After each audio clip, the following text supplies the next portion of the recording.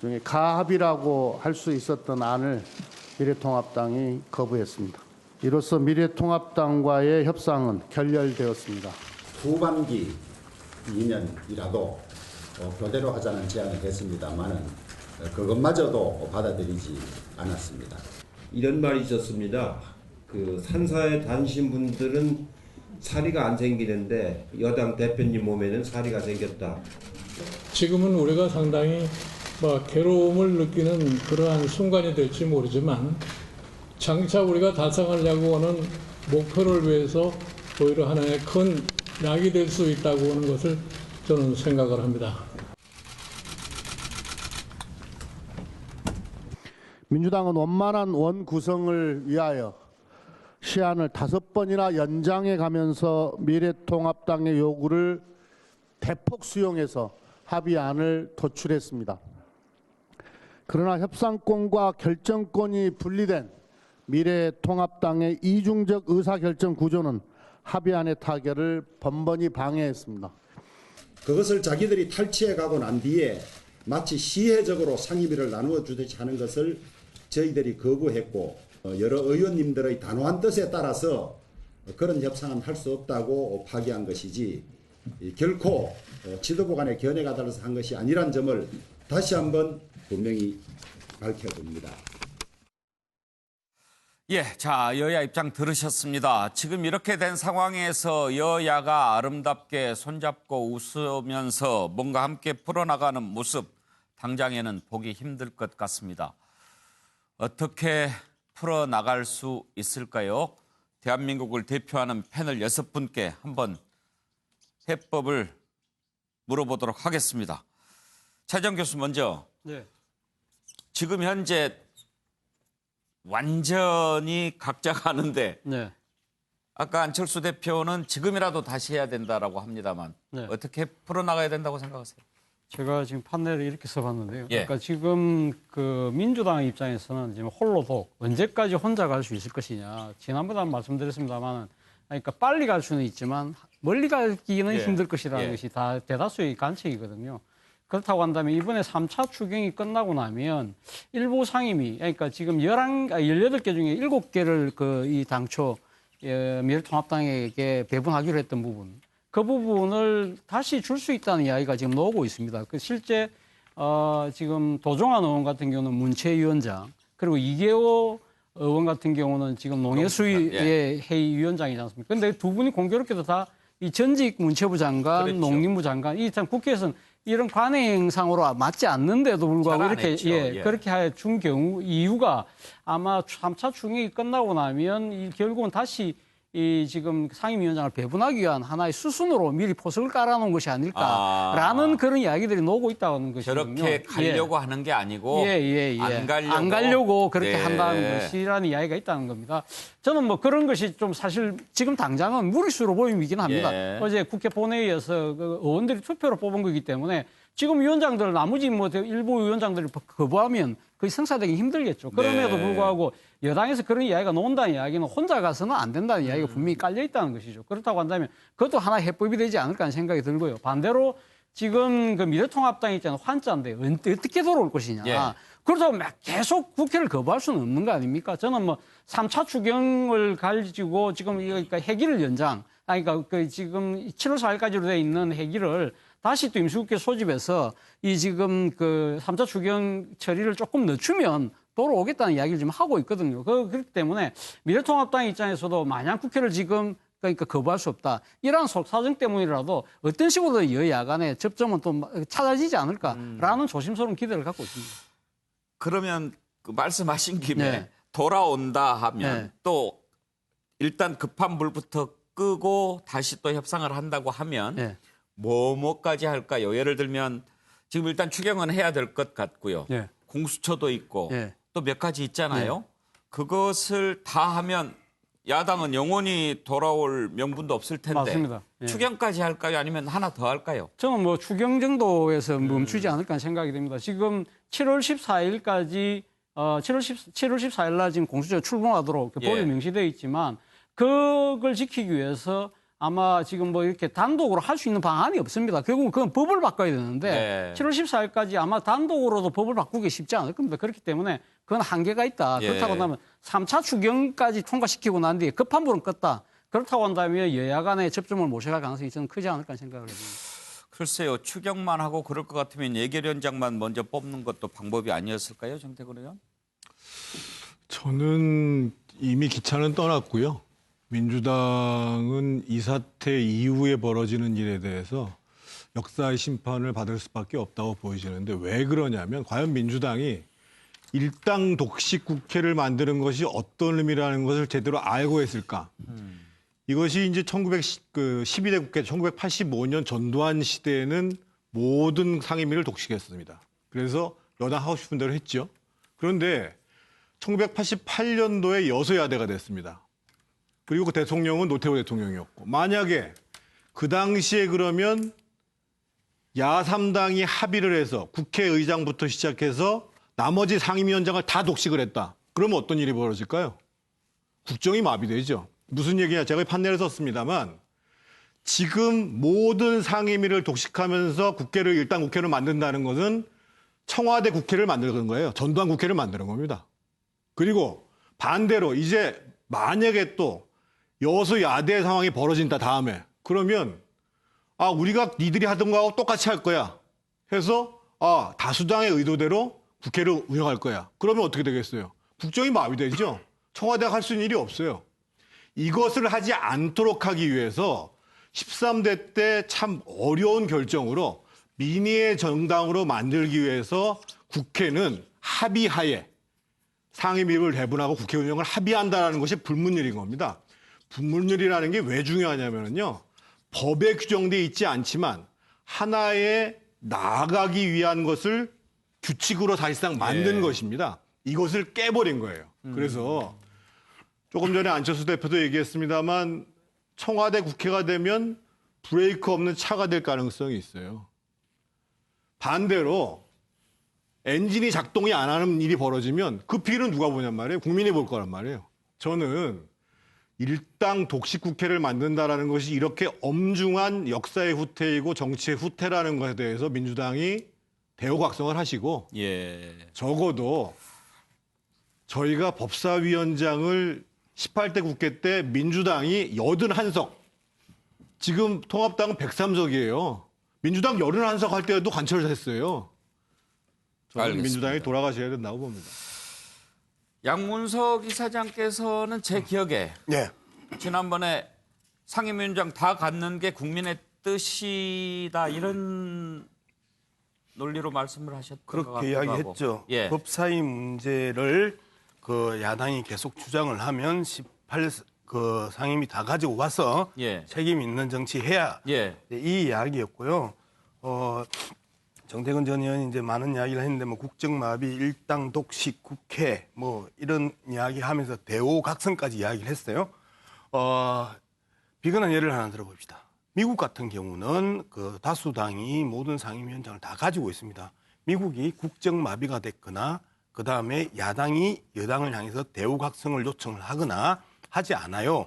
문제는 시대적 상황 자체가 문제인 거죠. 법사위를 가지고 오고 상임위를 안 주겠다고 이야기한 건 아니잖아요. 11대 7이라는 그 배분이 있었고 그리고 7개의 상임위원장을 주겠다고 하는데 법사위 안 준다고 그 집 나가서 그 전국체를 그 순회했던 원내대표가 있었고 그리고 다시 의원총회에서도 그러면 아무것도 받지 말자고 이야기한 게 그 또 야당입니다. 안 주겠다. 우리 그냥 18개 다 독식하겠다고 이야기한 게 아니라 11대 7로 주겠다고 7석을 주겠다고 이야기했는데 안 받았잖아요. 여기에 대한 기본적인 책임과 문제 제기는 아무것도 하지 않고 그리고 18개 상임위원장 다 가져갔다고 비판하는 것은 부당하다. 그리고 여기서 한 가지 더 말씀드리는 거는 이제는 야당의 이 흔들기가 계속될 거다. 여당은 정말 무거운 책임감과 정치력을 발휘해서 실제 일하는 국회, 아까 안철수 대표 그런 이야기 했죠. 제대로 일하는 국회가 아주 중요한 한국의 3대 과제 중에 하나라고 이야기했는데 여기에서 이 정도까지 힘을 몰아주고 이 정도까지 국민들이 지지해 줬는데 여당이 잘 못하면 여기에 대한 강한 질타는 각오해야지요. 잘해야 됩니다. 예. 한 말씀만 좀 드려야 네. 되겠는데요. 미국 국회하고 우리 국회하고는 굉장히 다릅니다. 딱 3가지만 말씀드리겠습니다. 첫 번째로는 미국 국회에서는 집권당도 대통령을 견제합니다. 그래서 집권당의 대통령이 여당의 의원들을 상대로 굉장히 많은 정치를 해야 되는 게 첫 번째이고요. 두 번째로 미국 의회에서는 의회가 예산 편성권을 갖고 있습니다. 대한민국은 의회에서 예산 편성권을 갖고 있지 않습니다.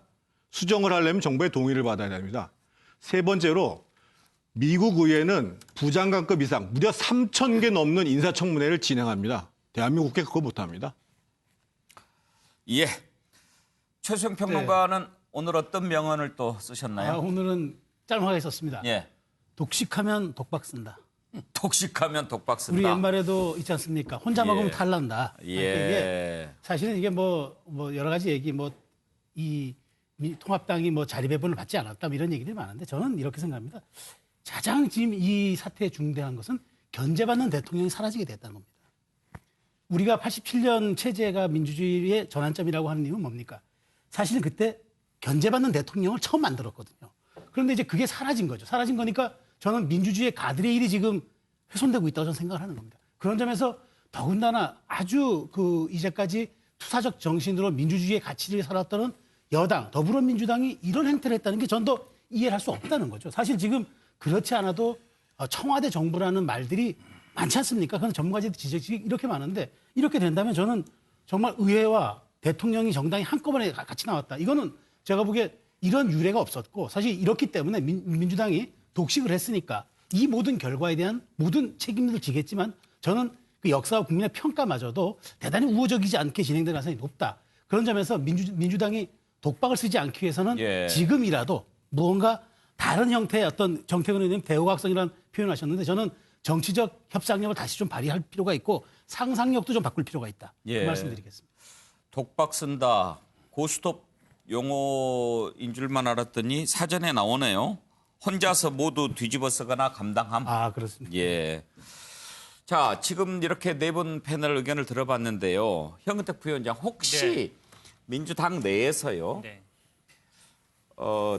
아까 차지원 교수가 예상했던 것처럼 이계호 위원장이라든지 또 도종환 위원장이라든지 이런 부분들 그런 거를 좀 염두에 두고 나중에 다시 여지를 남기기 위해서 했다.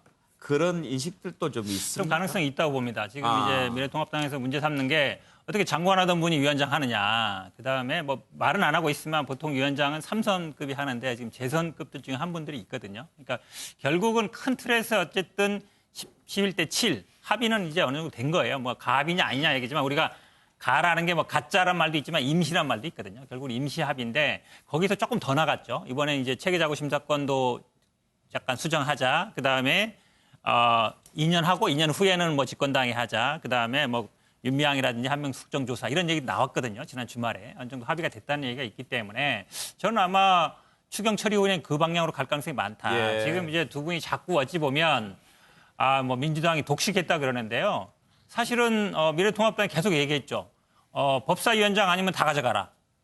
이게 한두 번 얘기한 게 아니거든요. 법사위원장 아니면 다 가져가라는 얘기를 끊임없이 했어요. 민주당 그렇게 계속 얘기했기 때문에 지금 와서 이제 다 갖고 왔으니까 독식했다. 이렇게 얘기하는 건 오히려 저는 안 맞는 것 같고요. 지금 아마 처음에 6개 선정했을 때도 국민들이 여론조사에서 과반 이상이 어쩔 수 없다. 잘했다는 의견이 있었거든요. 저는 아마 다음에 이 여론조사가 나오더라도 지금 한 달 동안 이제 국회가 공전되고 있는데 자꾸 지금 관례 법사 얘기하시는데 법사위 하나 가지고 지금 국회를 올 스톱 시키는 게 맞는가라고 국민들이 생각할 거예요. 지금 추경이라든지 남북 문제라든지 할 게 많은데 그래서 지금 미래통합당도 어쩔 수 없이 국회에 나가지도 못하고 안에 들어와 있잖아요. 예. 제가 그런다고 그러면 어쨌든 미래통합당 국회로 안 들어올 수가 없다라고 보고 국민들도 보기에도 일 안 하는 국회 왜 세금만 받아가냐라고 당연히 비판할 거라 보고 있습니다. 야당에 보내는 신호일 수 있다. 서정욱 변호사. 일단 이제 양당의 전략부터 보면 예. 첫째 민주당은 개헌 외에는 우리 마음대로 하겠다. 더 이상의 협치와 양보는 없다. 다수의 숫자로 밀어붙이겠다. 이게 아마 여당의 전략 같고요. 그리고 이제 야당은 국회 일정은 완전히 보이콧하고 국회는 접자. 그리고 이제 대국민 직접 정책 투쟁이라든지 또는 이제 검찰청 오늘 대검찰청 방문처럼 이런 이제 국민적 투쟁을 하자. 이게 두 당의 지금 전략인데요. 제가 보기에 이 문제를 해결하려면 절대 양비론으로 가면 안 됩니다. 이 문제는 이게 100% 집권 여당의 책임이에요. 왜냐하면 이게 오랜 관행인 법사위원장을 조금 전에 이거 현견택 변호사가 법사위원장 하나 때문에 이게 마비 하나 하는데 그게 여당이에요. 법사위원장 하나 때문에 왜 마비합니까? 그냥 주면 되잖아요. 오랫동안 본인들도 적은 야당일 때 법사위원장 다 했잖아요. 근데 왜 갑자기 숫자 늘어났다서 굳이 하느냐 말이에요. 저는 가장 문제가 박병석 국회의장의 중재안입니다. 예를 들어 이게 집권 여당의 행정부면 견제와 균형을 위해서 우리 법사위원장은 야당이 줘야죠. 어떻게 2년 뒤에 선거에서 여당이 법사위원장을 가져간다. 이게 견제와 균형이 맞습니까? 따라서 저는 의장의 제안도 안 맞고 이 문제는 이게 다시 원점으로 가면 완전히 원래대로 돌려서 예. 그대로 이게 법사위원장 야당 주면서 하나씩 11대 7로 가지는 이것만이 유일한 해법이다. 이래 봅니다. 양문석 이사장을 쳐다봤는데 아니나 다를까 한마디를 꽂으셨어요. 진짜 우리 표현 좀 정확하게 써야 되는데요. 정태근 의원은 불문율이라고 이야기를 했고, 그리고 이제 서정욱 변호사는 오래된 관행이라고 이야기를 했는데, 관행에 대한 부분들은 시대의 변화에 있어서 끊임없이 바뀌어 나갑니다. 그러면 오래된 관행 중에 대표적인 관행이 뭡니까? 검사들, 판검사들, 정관 예우도 오래된 관행입니다. 지켜줘야 될 그 가치가 없는 거잖아요. 자, 이러한 부분에 있어서 우리가 그 평가할 때, 야, 우리가 18개 다 먹을 거야. 그러니까 너희들 하나도 안 줄 거야. 눈도 쳐다보지 마. 라고 해가지고 독식을 했다라고 하면 독식이에요.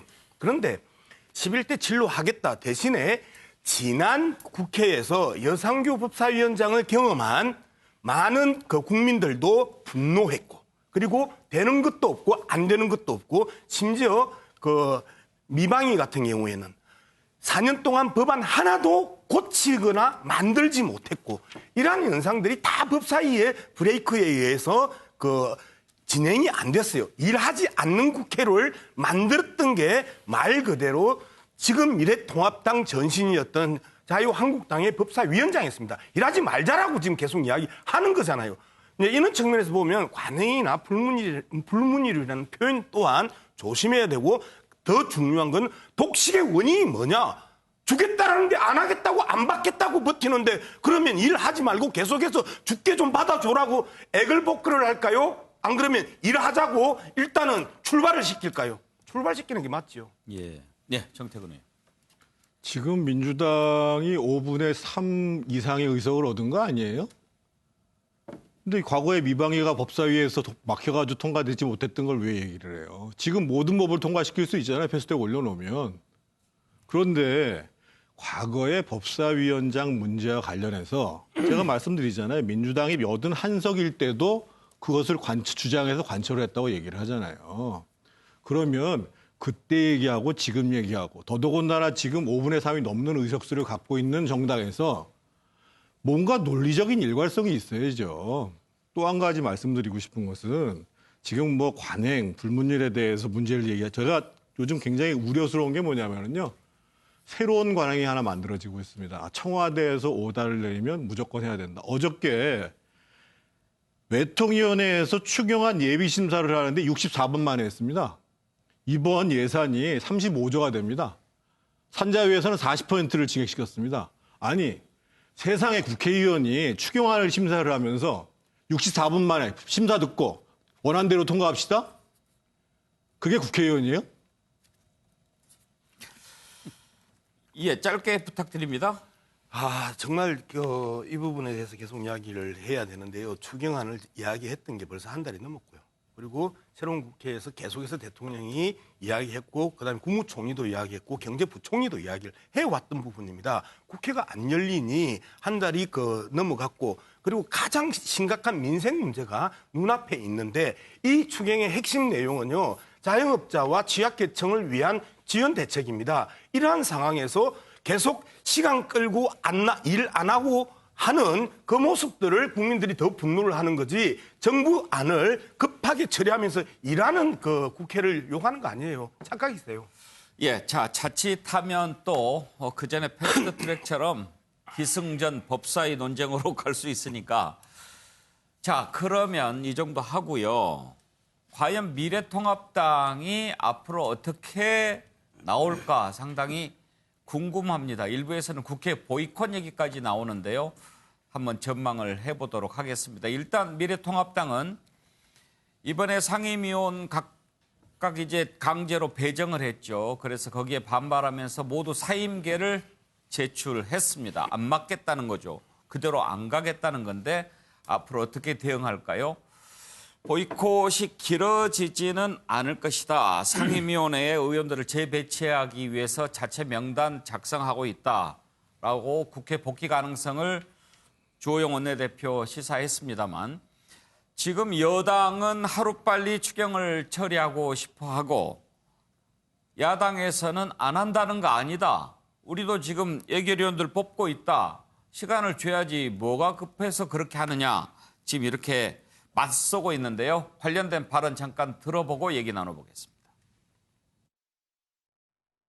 더 이상 자고우면하고 있을 수가 없습니다. 우리는 국민들께 드렸던 약속, 집권 여당으로서 일하는 국회를 만들겠다, 책임 국회를 만들겠다고 했던 그 약속을 지킬 시간이 왔습니다. 국회에 복귀는 하겠다고 하면서 상임위 위원 명단은 제출하지 않는 이건 상당한 꼼수입니다. 이렇게 해서 정상적인 국회를 운영하는 데 있어서 협조하지 않겠다라고 하는 미래통합당의 뜻이 분명하게 보여진 겁니다. 만약에 우리가 여기서 물러선다면 아마 일하는 국회는 좌초될 겁니다. 지금 우리에게 필요한 것은 용기이고 결단이라고 생각합니다. 이 나라가 완전히 민주당 일당 독재, 의회 독재가 오늘 비로소 시작된 그 문이 열린 참으로 슬픈 날입니다. 국회에 몸담고 민주당을 상대하고 있는 저들로서는 너무나 절망적이고 저희들은 일단 민주당이 일방적으로 진행하는 의사일정에는 당분간 전혀 참여하지 않겠습니다. 대한민국 국회의원으로서의 책무임, 정책활동, 그 다음에 이 실정을 알리는 데는 저희들 최선을 다하겠습니다. 차지원 교수, 네. 혹시 말이죠. 네. 솔직히 말해서 네. 미래통합당 내부의 중진 네. 다선 의원들 네. 좀 쩝쩝하고 있지는 않을까요? 뭐 제가 아는 정치인들 범주라고 한다면 아마 상당히 좀 가슴이 좀 속이 좀 쓰리지 않을까라는 생각을 합니다. 초선 의원들 강한 반발에 부닥쳐서 그렇기 때문에 지금 지금 이 여당이 저렇게 강하게 밀어붙이는데 우리 그냥 법사위원장 포기하고 나머지 받을 거 받자 이야기하는 것 자체가 사실 어떻게 보면 비겁한 모습으로 비칠 수 있기 때문에 아마 말을 못할 수도 있는데요. 저는 뭐 그런 측면보다는 사실 이번 이 법사위원장을 둘러싼 문제에서 저는 왜 여러 번 이야기했습니다만은 왜 법사위원장이 모든 걸 올인할까? 이 부분 참 안타깝다는 생각이 듭니다. 지금 앞서 여러분들이 이야기했었지만 지금 여당이 5분의 3 이상의 모든 상임위를 지금 장악하고 있는 상황이라고 한다면 기껏해 거부권이라는 것이 90일짜리 거부권인데 거기에다가 모든 걸 올인해서 하겠다? 저는 그런 모습은 좀 이해가 되지 않습니다. 지금 미래통합당한테 국민들이 바라는 건 변화와 혁신의 모습이라고 한다면 자, 여당이 이렇게 강경하게 밀어붙이는데 좋다. 당신들 다 갖고 가라. 그 대신 우리는 정책으로 승부하겠다고 이야기를 하고요. 그리고 사실 모든 상임위원장을 포기하면서 저는 그 진정성이 있다고 한다면 어제 그러면 우리 책임 정치에 다 갖고 가라 하면서 상임위원 명단을 제출하고요. 그리고 또 이참에 그러면 아예 그럼 4년 뒤에 선거에서 다수당이 되는 당은 무조건 그럼 상임위원 다 갖고 간다. 이걸 법제하자. 이걸 같이 걸었다고 한다면 국민들 입장에서는 그래도 나름대로 진정성이 있다고 생각하지 않았을까 하는 생각이 든다는 겁니다. 지금 어떻게 보면 미래통합당의 지금 하는 행태 자체가 예를 들면 지금 밥상에 앉았는데 자기가 먹고 싶은 반찬이 마음에 안 드는 거예요. 그러니까 밥 못 먹겠다고 밥상을 물리는 그런 떼쓰는 아이처럼 비치는 측면도 분명히 있다는 겁니다. 이러한 부분들이 국민들이 바라는 이 지금 변화와 혁신의 모습하고 거리가 있다. 그렇다고 한다면 마음에 안 드는 반찬이 아니고 오늘 그 한 신문 만평을 보니까 맛있는 고기는 내가 다 먹고 예. 나머지 반찬 먹으라고 그러니까 못 먹겠다고. 모르겠습니다. 뭐 그렇게 볼 수도 있을 것 같습니다. 그렇게 보는 측면도 있겠지만 제가 생각했을 때는 지금 법사위원장에다가 모든 걸 다 올인하는 그러한 그 행태 자체는 아무튼 앞으로 어떻게 나올 것 같습니까? 미래통합당. 뭐 앞서도 제가 말씀드렸습니다만 결국은 지금 안 들어올 수 없거든요. 그렇기 때문에 저는 아마 3차 추경이 끝나고 처리가 되고 나면 이런 부분들에 대해서 자 봐라 이런 식으로 이제 조속 처리하고 그런 부분들에 대한 뭐 이야기를 하면서 결국 돌아오는 명분을 찾지 않을까 생각이 듭니다. 예. 정태근 의원이 생각하고 예상하는 미래통합당 향후 어떻게 갈 것 같습니까? 그 전에 먼저 좀 드릴 말씀이요. 사실은 이전에 이제 그 상임위원장을 다 독식하는 거는 33년 만의 일인데 상임위를 국회의장이 배정한 거는 71년, 그러니까 50년 만의 일입니다. 박병석 의장이 그렇게 무례한 일을 사실 한 거예요. 7대 이호상 의장 있을 때 이후 처음 있는 일입니다. 근데 왜? 7월 4일까지 이번 국회에 예산안, 추경안을 통과시키라는 청와대의 지침이 있었어요. 그런데 여러분도 잘 아시겠습니다만 만약에 7월 4일 날 통과가 안 되면 임시국회 또 열면 되잖아요. 7월 10일 날 통과시키면 안 되고 7월 15일 날 통과시키면 안 되고 7월 24일 날 통과시키면 안 됩니까? 협상도 하면 되는 거 안 되는 거예요? 그래서 저는 이해를 못 해요. 다만 지금 미래통합당이 상당히 전략이 혼재돼 있고 효과적이지 못한 것에 대한 문제 제기는 해야 됩니다. 즉 한편에 있어서는 이슈를 계속 만들어갈 수 있는 능력들을 보여주면서 한편에 있어서는 원구성 협상을 해야 되는데 사실은 지금 굉장히 많은 이슈가 제기되고 있음에도 불구하고 이슈를 제대로 키워나가는 얘기를 못해요. 예를 들면 대표적으로 오늘도 민주당의 한 의원이 갖고 있는 이스타항공회사 그 회사의 편법 증여 문제가 계속 문제가 됐단 말이에요. 그러면 가장 불공정의 대표적인 사례인데 이런 문제에 대해서 이슈를 제기하지 못해요. 그러면 도대체 미래통합당이 뭐 하고 있는가라는 것들에 대해서 국민들은 의아심을 갖고 있는 와중에서 국회는 계속 구성 문제만을 가지고 싸우게 된다는 거죠. 그래서 저는 이슈를 만들어가고 국민들의 요구들을 계속 반영하는 일들을 우선적으로 먼저 하고 예. 국회 동원 문제는 제가 봤을 때는 어떻든 7월 4일 임시국회가 끝나게 돼 있고 예. 다음 국회는 들어갈 수밖에 없는 상황이라고 보여집니다. 최수영 평론가 전망은요? 저는 이제 순차적으로 갈 것 같습니다. 순차적으로요? 그러니까 일단 먼저 지금 상임위 사보임 해달라는 거 아닙니까? 국회의장 우리 배정한 건 우리가 받아들일 수 없고 지금 재배정 아마 오늘 5시에 지금 계속 하고 있다고 저 듣고 있습니다. 그래서 이게 이제 마무리되면 제출할 겁니다. 그러면 이제 추경에 이제 참여합니다. 저는 왜냐하면 총리가 이런 말을 했더라고요. 이번에 모두 연설하면서 이번 추경은 포스트 코로나 시대를 선도하기 위한 첫 발판이다. 이런 얘기했어요. 그러니까 말씀하신 대로 추경이 35조 3천억 원입니다. 2009년 글로벌 경제 위기 때 28조보다 더 많습니다. 그렇다면 대단히 신중하게 이건 처리해야 됩니다. 통합당 얘기대로 일주일 이상 꼼꼼히 들여다봐야 돼요. 더더군다나 코로나 방역 예산은 전체 2%에 불과하다는 지적도 있습니다. 그러면 이제 그 추경 일주일 심사는 명분을 여당이 줘야죠. 그래서 참여시킨 다음에 그다음에 저는 통합당이 간사 중심의 그 상임위 전략을 꾸리면서 그러면 이거 자체적 소위를 꾸리면서 아마 정책 이슈를 주도하는 그런 방향으로 순차적 진행을 할 것이다. 그래서 통합당의 출구를 위해서라도 또 민주당 같은 경우에 추경 시기를 늘려줘야 합니다. 그러지 않으면은 이건 진짜 독식의 후과를 단단히 치를 겁니다. 예. 양문석 이사장 추경 처리하고 나서 조금 대화를 다시 그래도 좀 해보는 게 안 나을까요? 7월 중에는 대화하기 어려울 것 같습니다. 일단 추경 문제는 여기에서 예산을 삭감하든 안 하든 촘촘히 보든 안 보든 결국은 현재 코로나 때문에 고통받는 국민들, 자영업자나 취약계층을 위한 지원책이기 때문에 야당 입장에서도 크게 이 부분에 대해서 딴지 걸 수 있는 명분이 별로 없어요. 그리고 자기 지역구 또한 포함되니까 두 번째 7월 15일 날 이제 공수처 출범입니다. 그런데 공수처 문제도 아주 추경 끝나고 나서 공수처로 바로 들어가는데 공수처 국면에 있어서 강하게 충돌할 거란 말이에요. 이제 이런 상황에 있어서 또 이 여야 간에 있어서의 협상은 어려워질 거다. 그러면 공수처 이후에 문제로 가면 이제 여름으로 들어가는 거죠. 7월 공수처 이슈가 끝나는 지점부터 시점부터 이제 본격적인 여야의 정상화가 기대된다. 예, 알겠습니다.